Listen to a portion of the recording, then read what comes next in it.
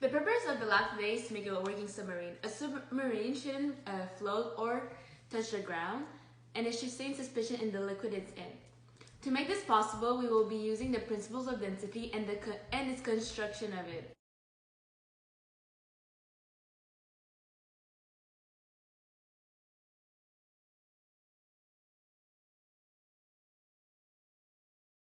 So, the material that we will be using is kitchen tongs, an elastic, a Lego piece, cork, and a glass of oil.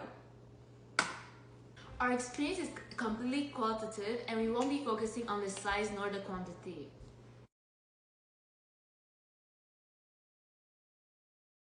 We will start off by putting the cork in the oil, and as you can see, it floats.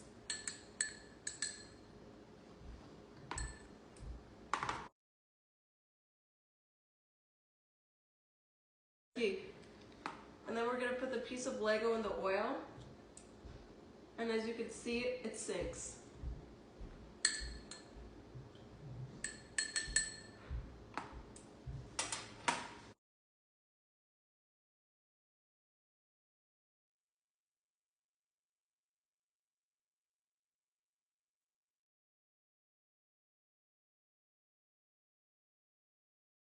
We will put a piece of Lego and a piece of cork and tie it with an elastic.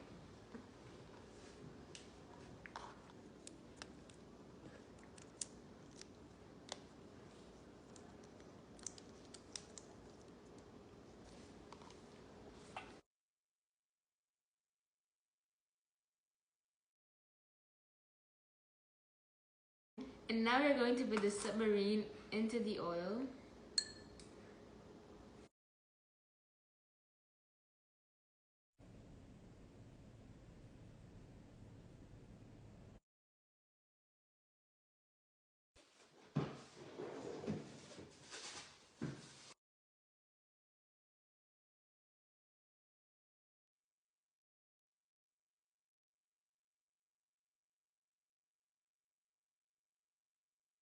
Okay, so the reason why we decided to combine a small piece of cork and a Lego piece together is because we thought that by combining both, we'd be able to find a solid with the same density as the oil we put the submarine in. And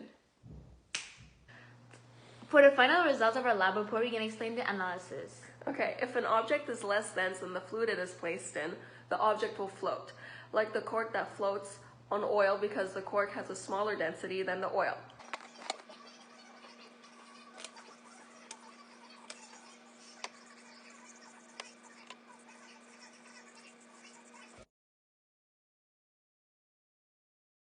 Volume of the fluid the object displaces is actually smaller than the volume of the object itself. In result, part of the object will rise above the surface of the fluid.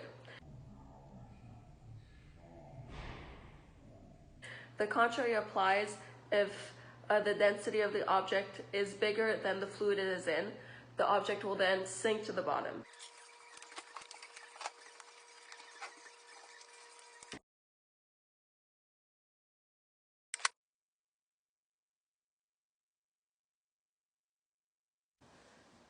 The object stays within the fluid because the upward force of the bottom of our item is greater than the downward force of the top. In addition, when an object shares the same density as the fluid that's placed in, it will neither float or sink, it will stay in suspension because the buoyant force and the weight are similar, so it's neutralized it.